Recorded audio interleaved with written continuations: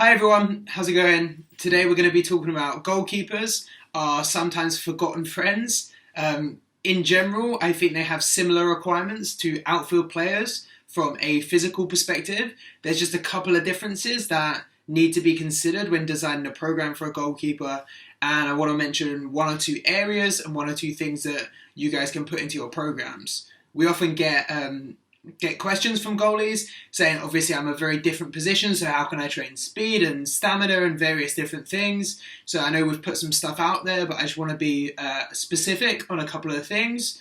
So I think the first thing would be jumping. Obviously it's such a crucial part of the game. If your back's against the wall, the other team's got a corner, and your goalie comes and plucks it out the air for you, you can start a counter attack or you can just have a second rest. So that's one of the most important aspects. Can your goalie jump high, or can you jump high as a goalie? So obviously goalies tend to be taller, so they don't have to be incredible jumpers, but the higher a goalkeeper can jump, regardless of how tall they are, is going to be a benefit to them.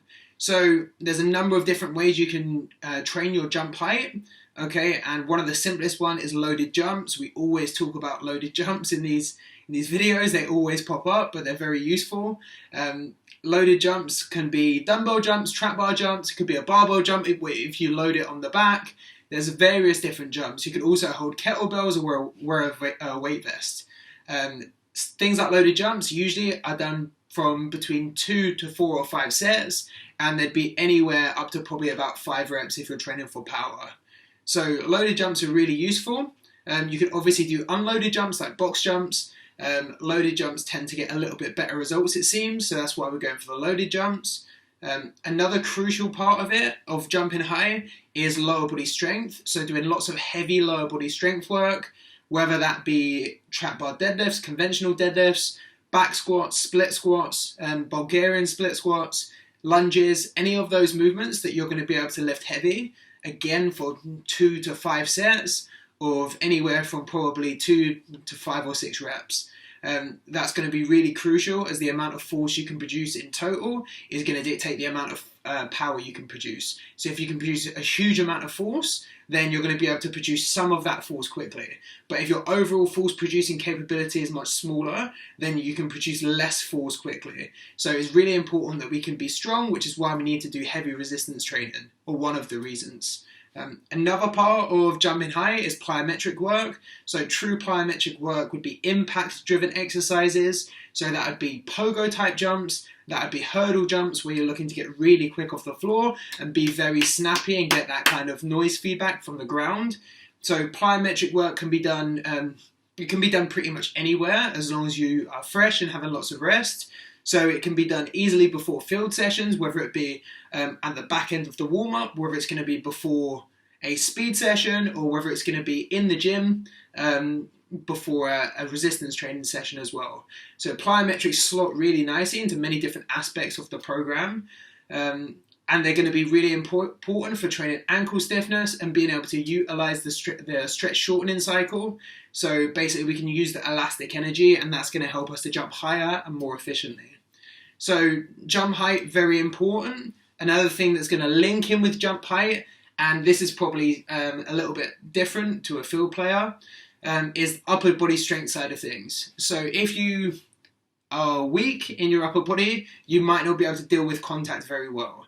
So we think about David De Gea in the early days when he was a great goalkeeper, but his upper body didn't seem to have the strength to deal with the demands of the Premier League, especially when you've got huge strikers that are clattering you every time you come and try and grab the ball.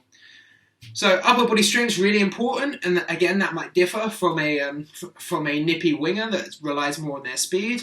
They obviously still need an element of upper body strength, but it probably doesn't dominate on the hierarchy as much as it would for a goalkeeper.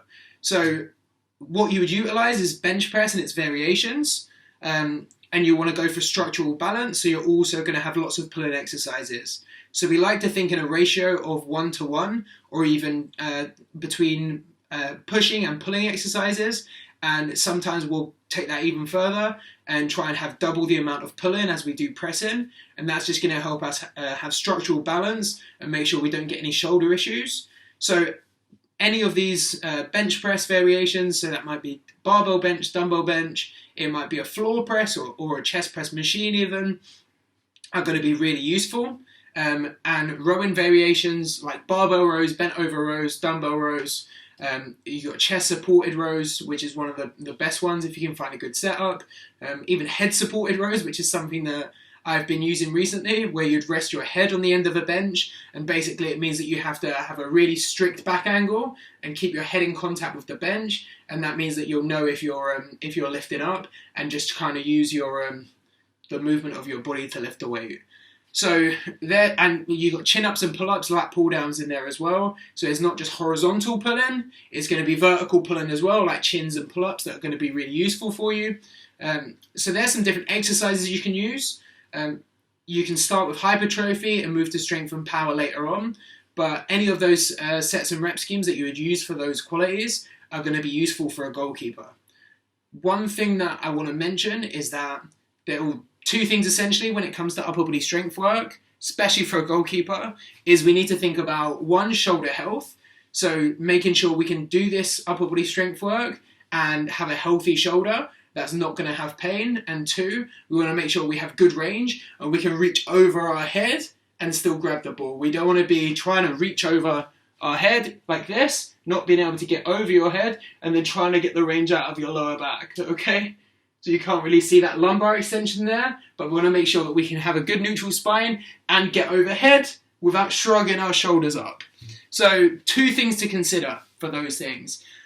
The first one is going to be releasing the muscles that we're working. It's very easy to get really tight pecs and end up in that rounded shoulder posture, okay? So what we can do is we can do lots of pec release. I've actually got a ball not very far away, so excuse me, I wasn't prepared, but let me grab that. So this is a peanut, but essentially you can find the lacrosse ball or you can find any balls of this nature. There's some on Amazon and things like that. You might be able to just get this half of it essentially, and you can lean it up against the doorway and you can release your pecs. You can also use a regular foam roller for your lats. If you like, you can go get a massage. That's going to have the same effects, but might be a little bit more expensive. So releasing your pecs and lats on a regular basis, as they both attach at the front of the humerus, is going to help you reach overhead. If these muscles are tight, then you're not going to be able to reach overhead. Your shoulder's going to get drawn forwards, and you're going to end up not being able to get overhead in an appropriate way that's going to be safe for you to do many, many times. Okay, so first thing is going to be release. The second thing is going to be strengthening the posterior shoulder and general shoulder health exercises. So for shoulder health, it's really important to have, as I mentioned, structural balance, but there are some small exercises you can incorporate into your warm-ups, or you can kind of superset. So if you're bench pressing, you can do a lower level exercise before, or you can do it in your rest periods. So exercises that you can do for this is going to be exercises that work the posterior shoulder. So that's going to be your lower and mid traps. That's going to be your rotator cuffs. That's going to be the rhomboids. So a couple we can do is band pull aparts. Band pull aparts is a great exercise for the rhomboids. So I like an underhand grip, okay, with the thumbs back. You'll have a band in your hands. You're going to have a huge squeeze at the end without shrugging your shoulders up. So that's an example of a shoulder exercise. We also have exercises for the rotator cuffs. So they would be any banded external rotations or cable external rotations. And you can do those in this position or in a 90-90 position. You can use, I'm just grabbing things that are near me now, but they're useful. You can use a looped band for these types of exercises because you might have one already. If it's light, you might be okay. It's probably a bit heavy for me, but you're looking at those types of exercises. Okay, and you can do that in a 90-90 position, or you can do that at the side as well. So it's really up to you. And a third exercise that's going to be really good is a YTW. You'll be lying face down on a bench, or you'll be using a band out in front of you, but just imagine it for now. So you're going to create a Y with a big squeeze, a T, and a W. So that's going to be a really good and useful exercises. That's good bang for your buck. If you're doing a dumbbell press, then you can just move the bench to an incline position. You don't want too much of an incline, but something like 30 to 45 degrees, depending on how low the bench is to the floor. So shoulder health is going to be crucial. It's usually good to do one or two of these exercises in your warm-ups or as a superset, and that's going to help keep the shoulder healthy.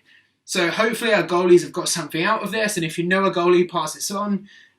But that's going to help you increase your jump height, which is going to be very useful for you as a goalie, and also is going to help upper body strength while staying flexible, mobile, and having nice, healthy shoulders.